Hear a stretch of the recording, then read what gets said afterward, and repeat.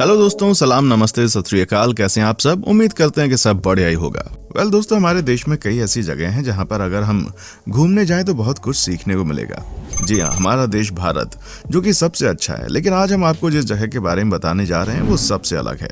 यहाँ का इतिहास बहुत ही पुराना है और देश की आज़ादी में शहर का योगदान बहुत बड़ा है। दोस्तों, आज हम आपको मेरठ शहर के बारे में पूरी जानकारी देने जा रहे हैं। तो अगर आपने मेरठ को नहीं देखा है तो इस वीडियो को देखने के बाद एक बार जरूर देखने जाएं। अपना सीट बेल्ट बांध लें। चलिए शुरुआत करते हैं आज की वीडियो की। नए दर्शक चैनल को सब्सक्राइब कर लें। मेरठ शहर का इतिहास। भारत के उत्तर प्रदेश में बसा मेरठ भले ही एक बेहतरीन टूरिस्ट प्लेस की गिनती में ना हो, लेकिन घूमने के लिहाज से ये जगह कुछ कम नहीं है। इस शहर का इतिहास रामायण और महाभारत काल से देखने को मिलता है। जी हाँ, शायद आपने आज तक भारत के शहरों को सुना होगा जिनकी कई जगह महाभारत और रामायण काल से जुड़ी हुई हैं, लेकिन मेरठ भी एक ऐसा स्थान है जिसका इतिहास किताबों में देखने को मिलता है। दरअसल ऐसा माना जाता है कि मेरठ को त्रेता युग में मय नाम के एक असुर ने बसाया था और उस समय शहर को मय राष्ट्र के नाम से जाना जाता था। यही नहीं, 1857 की क्रांति में मेरठ शहर का काफी योगदान रहा। घूमने के लिए इधर से उधर जाने से अच्छा है कि आप मेरठ की इन जगहों को एक चक्कर लगा कर आएं। मेरठ का इतिहास भारत के इतिहास में गहराई से निहित है। इस क्षेत्र की रणनीतिक स्थिति 8वीं से 9वीं शताब्दी ईसा पूर्व की अनगिनत ऐतिहासिक घटनाओं की गवाह रही है। प्राचीन इतिहास और महाभारत के समय के अवशेष हस्तिनापुर में पाए गए, जो कि मेरठ से सिर्फ 37 किलोमीटर दूर है। मेरठ अशोक साम्राज्य और उसके बाद मौर्य शासन के अधीन था। सरधना, हरिद्वार, गुरुमुक्तेश्वर जैसे अन्य ऐतिहासिक शहर मेरठ से 100 किलोमीटर के दायरे में हैं। ब्रिटिश शासन के दौरान मेरठ ने स्वतंत्रता संग्राम में महत्वपूर्ण भूमिका निभाई। जब भारतीय स्वतंत्रता के पहले युद्ध की शुरुआत मेरठ के छावनी में हुई। दोस्तों, मेरठ शब्द की व्युत्पत्ति संभवतः माया राष्ट्र ली गई है, जो कि मंदोदरी, रावण की पत्नी के पिता मयासुर से संबंधित थी। मेरठ को हस्तिनापुर के प्रवेश द्वार के रूप में जाना जाता है। महाकाव्य महाभारत का सर्वोत्कृष्ट स्थल। इस काल के अवशेष और अवशेषों से यह सिद्ध होता है कि यह क्षेत्र कौरवों और पांडवों की राजधानी थी। चूंकि मेरठ इंद्रप्रस्थ और हस्तिनापुर के बीच है, इसलिए यहाँ रामायण काल के कई स्थल हैं। इनमें से कुछ के नाम हैं गंगोल और बलानी, जो मेरठ के पास स्थित है। शहर में शिव मंदिर आदि है। मेरठ 322 ईसा पूर्व से 185 ईसा पूर्व तक मौर्य साम्राज्य का एक गढ़ था। जामा मस्जिद के पास बौद्ध अवशेष अशोक काल के समय के हैं। दिल्ली के फिरोज शाह कोटला में अशोक स्तंभ का उत्खनन मेरठ में हुआ और बाद में इसे यहां स्थापित किया गया। मध्ययुगीन काल के दौरान मेरठ पर मोटे तौर पर दिल्ली और बुलंदशहर के राजा का शासन था, जिसके शासन के दौरान मेरठ में प्रसिद्ध जामा मस्जिद का निर्माण किया गया। 1192 में कुतुबुद्दीन ऐबक ने मेरठ पर आक्रमण किया। 1398 में मेरठ तुर्की मंगोल शासक तैमूर के हमले में आ गया। उनके हमले ने उत्तर भारत में बहुत तबाही मचाई। वो मेरठ और आसपास के क्षेत्रों के 1 लाख से अधिक स्थानीय लोगों को बेरहमी से हत्या करने के लिए जाने जाते थे। कुछ समय के लिए मेरठ स्थानीय अफगान शासन के अधीन था। प्रारंभिक आधुनिक काल में मेरठ दिल्ली के शासकों के अधीन आ गया। इस अवधि के दौरान मेरठ में शांति और अर्थव्यवस्था में विकास देखा गया। 1556 से 1605 के बीच अकबर के शासनकाल में सड़कें बिछाने के साथ साथ सिक्के भी डाले जा रहे थे।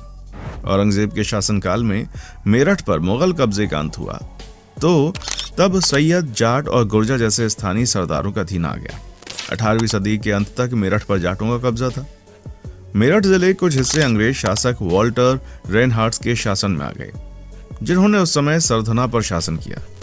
अंग्रेजों ने तब तक भारत में अपनी पकड़ स्थापित कर ली थी और अंग्रेजों ने 1803 में मेरठ में छावनी की स्थापना की। मेरठ में रेजिमेंटल बच्चों के लिए स्कूल, पार्क और चर्चों, अधिकारियों के बंगलों की स्थापना जैसी कई विकासात्मक योजनाएं चलाई गईं, जिससे उनको लाभ हुआ और शहर पर एक जमाना हुआ। 1857 का स्वतंत्रता संग्राम। दोस्तों, मेरठ भारतीय स्वतंत्रता के प्रथम युद्ध से लोकप्रिय रूप से जुड़ा हुआ है। सिपाही विद्रोह, जैसा कि इसे लोकप्रिय रूप से कहा जाता है, शुरुआत यहाँ मेरठ छावनी में हुई, जिसे 1803 में ब्रिटिशों द्वारा स्थापित किया गया।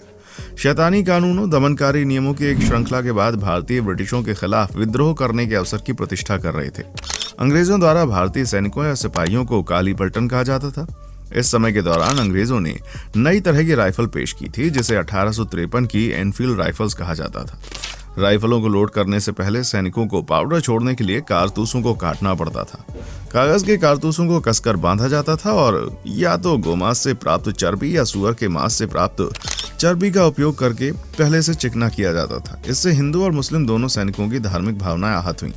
सबसे बढ़कर उन्हें अक्सर ताना मारा जाता था कि अगर वे ऐसा करेंगे तो उनका धार्मिक दर्जा खत्म हो जाएगा। इन कारतूसों के प्रयोग से पूरे भारत में सैनिकों में काफी उथल पुथल मच गई। युद्ध छिड़ने का एक प्रमुख कारण मेरठ में सिपाही नामक भारतीय सैनिकों द्वारा किया गया विद्रोह था।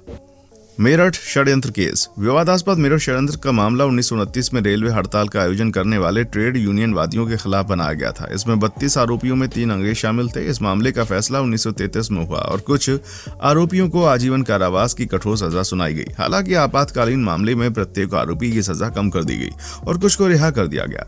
स्वतंत्रता के बाद बहुत सारी विकासात्मक गतिविधियां हुई हैं और समग्र रूप से इस क्षेत्र के बुनियादी ढांचे की बेहतरी के लिए कुछ किया गया है। मेरठ ने उस जिले का उपनाम ग्रहण किया जिसके नाम पर इसका नाम रखा गया है। अतीत में कई धार्मिक दंगे और हमले हुए हैं, जिनमें 1982 में हिंदू मुस्लिम दंगे, 84 में हिंदू सिख दंगे और 1987 में हाशिमपुरा नरसंहार भी शामिल है। मेरठ में घूमने वाली जगह।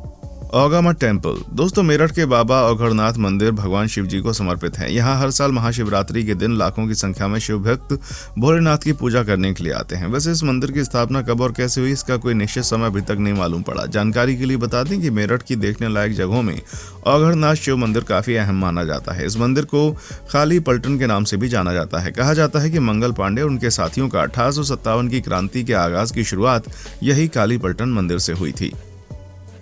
हस्तिनापुर। 48 किलोमीटर दूर हस्तिनापुर को कुरु जनपद की राजधानी और हस्तिनापुर जैन धर्म की नगरी माना जाता है। बता दें, तीर्थंकरों में शांतिनाथ, कुंथुनाथ और अरहान नाथ का जन्म, दीक्षा और कैवल्य को यहीं ज्ञान प्राप्त हुआ।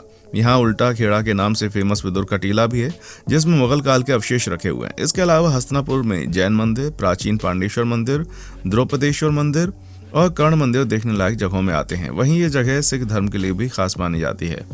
संग्रहालय।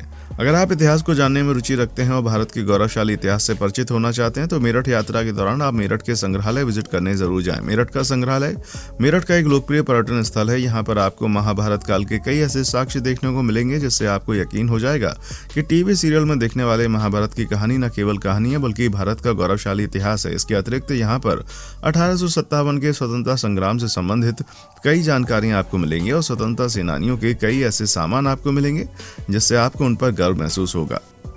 दोस्तों, उम्मीद करता हूं कि आपको हमारा आज का एपिसोड बहुत पसंद आया होगा। साथ ही दोस्तों, अगर आपको इस वीडियो पर कोई राय देनी है तो फिर आप हमको कमेंट कर सकते हैं। हमें आपके कमेंट्स का इंतजार रहेगा। दोस्तों, अगर आप हमारे चैनल पर नए हैं तो प्लीज चैनल को सब्सक्राइब जरूर कर लें, क्योंकि हम आपके लिए रोज इस तरह की वीडियोस बनाते रहते हैं। अपने दोस्तों यारों में ये इन्फॉर्मेशन से भरी हुई वीडियोस को शेयर करना बिल्कुल ना भूला करें। सब्सक्राइब कर लें। नोटिफिकेशन के लिए बेल आइकन को जरूर दबा दें, जिससे कि हम जब भी कोई अपनी नई वीडियो डालें तो उसका नोटिफिकेशन आपको सबसे पहले टाइम टू टाइम मिलता रहे। बढ़िया, तो अपना अच्छे से ख्याल रखिएगा। आज के लिए बस इतना ही। देखने के लिए शुक्रिया।